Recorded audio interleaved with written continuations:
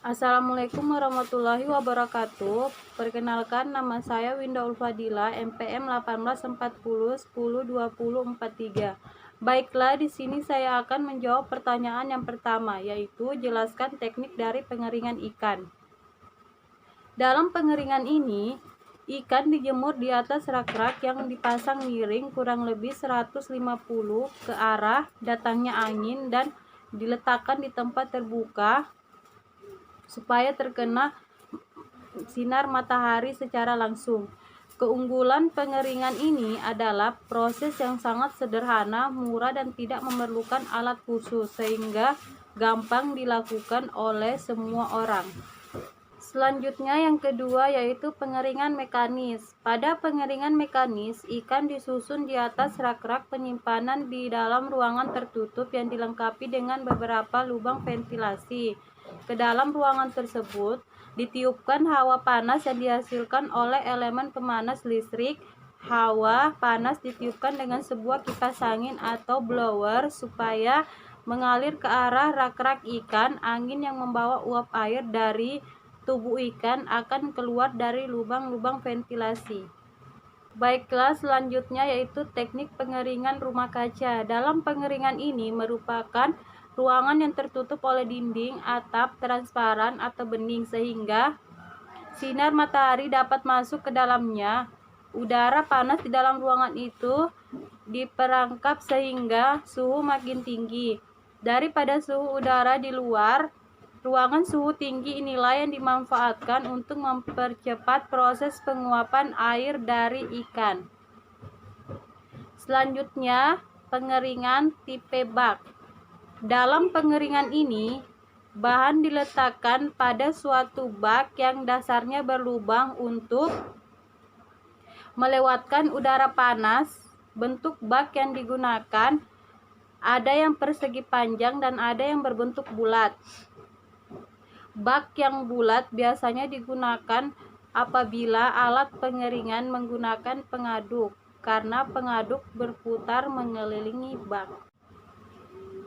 Selanjutnya yaitu pengeringan tipe rak. Dalam pengeringan ini, di atas rak yang terbuat dari logam dengan alas yang berlubang-lubang, kegunaan dari lubang tersebut untuk mengalirkan udara panas dari uap air. Selanjutnya yaitu pengeringan tipe beku. Pada pengeringan beku, perpindahan panas ke dalam pengeringan terjadi secara konduksi radiasi atau ke dalam pengeringan berlangsung pada tekanan yang sangat rendah. Pada pengeringan beku, bahan biasa diletakkan pada wadah yang tersedia dalam lemari yang kelimpahannya sangat tinggi. Selanjutnya, pengeringan terowongan. Dalam pengeringan ini, bahan yang digunakan akan dikeringkan, ditebarkan dengan tebal lapisan tertentu di atas baki atau anyaman kayu ataupun lempengan logam. Yang terakhir yaitu pengeringan dengan sinar inframerah. Dalam pengeringan, sinar inframerah memberikan panas radiasi yang sangat bisa menembus kulit ikan karena dipantulkan oleh dinding-dinding kapiler, bukan oleh kulit ikan. Baiklah, selanjutnya nomor 2 yaitu hasil olahan fermentasi pada yang pertama itu ikan peda. Peda merupakan produk fermentasi dengan bahan baku ikan. Pada umumnya dibuat untuk ikan yang berkadar lemak tinggi. Selama atau pada waktu fermentasi akan terjadi perubahan kimia, antara lain proses reaksi pada lemak yang memberikan cita rasa tinggi atau cita rasa khas. Jenis ikan yang dapat diolah menjadi ikan peda antara lain ikan kembung, ikan layar, ikan selar, ikan mas, dan lain-lain. Cara pengolahan ikan peda sangat bervariasi. Walaupun demikian, pembuatan peda mempunyai fermentasi penggunaan bahan tambahan garam dan dilakukan secara tradisional. Tahap-tahap pengolahan peda antara lain adanya sortasi terhadap bahan beku, proses penggaraman, fermentasi, dan penggaraman. Selanjutnya yang kedua yaitu terasi.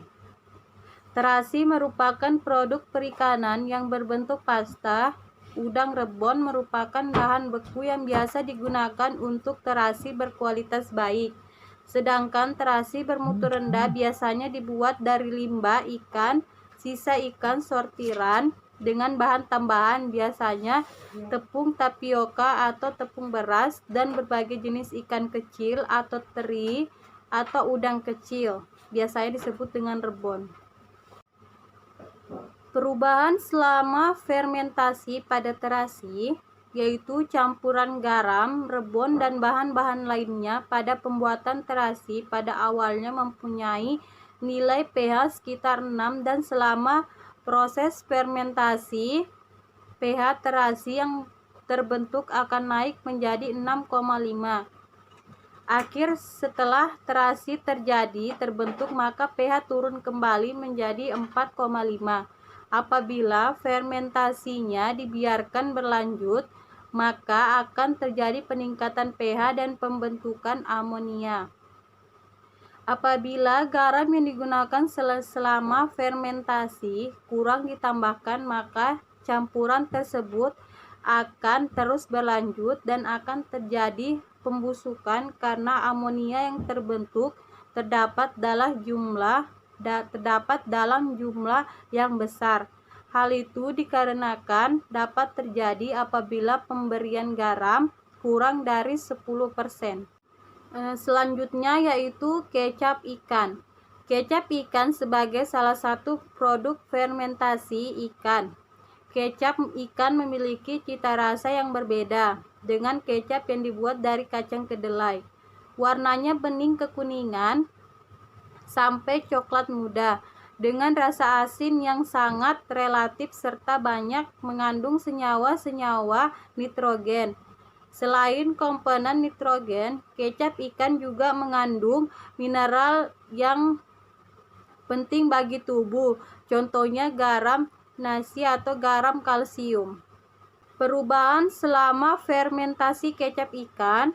Selama proses fermentasi kecap ikan akan terjadi aktivitas enzim protease, lipase, dan amilase. Enzim-enzim tersebut diproduksi oleh mikroba yang berperan dalam proses pengolahan kecap adalah enzim yang memang sudah terdapat pada jaringan ikan yaitu tripsin, katepsin, dan sebagainya.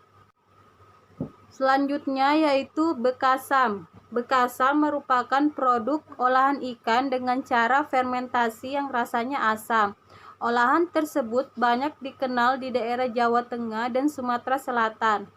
Ikan yang dapat digunakan sebagai bekasam merupakan jenis ikan air tawar seperti lele, ikan mas, tawes, ikan gabus, nila, dan mujair. Pengolahan bekasam di daerah Kalimantan Selatan umumnya dikenal dengan nama samu.